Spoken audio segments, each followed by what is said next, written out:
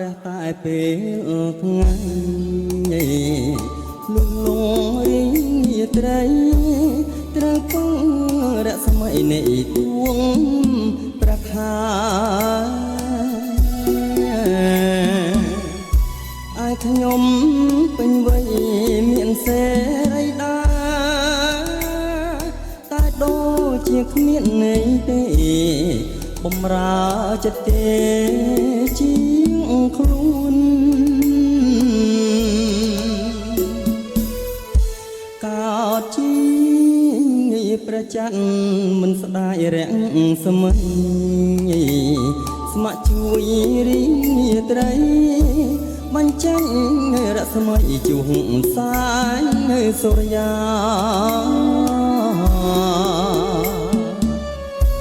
រាក់នៃខ្ញុំរៀមច្បងគ្រួសារមិនខុសពីដួងចន្ទថ្លាបូជាសង្ខារជូនសត្វ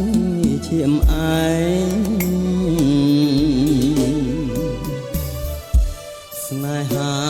ដូចជាទឹកលើស្លាត់ឈូកត្រូវខ្យល់បងបង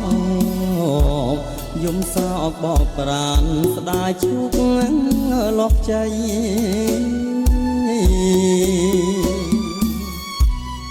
បងព្រាត់ពីស្រីតែចិត្តមេត្រីរលាផានដីក៏នៅតែស្នេហ៍បើអូនជាបងតើធ្វើយ៉ាងណាមកខាងស្នេហាមកខាងទៀតគ្រួសារដែលត្រូវដោះស្រាយអូនអើយស្នេហាអ្នកណាមិនស្ដាយឲ្យធ្វើមិនដេចទៅឆោមឆាយស្រែករឿងគ្រួសារមិនទាន់រួចផង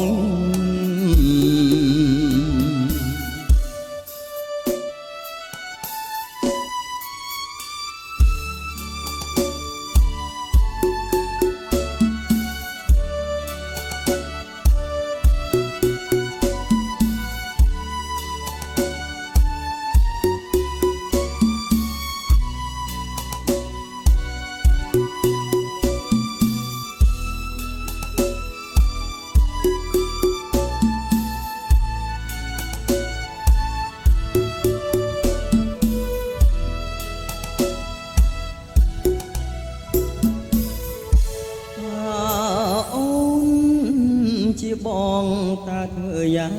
ណាមកខាងស្នេហាមកខាងទៀតគ្រួសារដែលត្រូវ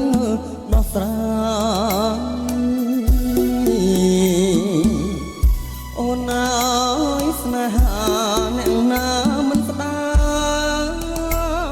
ឲ្យធ្វើមិនដាច់ទៅឆោមឆាស្រែករឿងគ្រួសារមិនទាន់រួចផង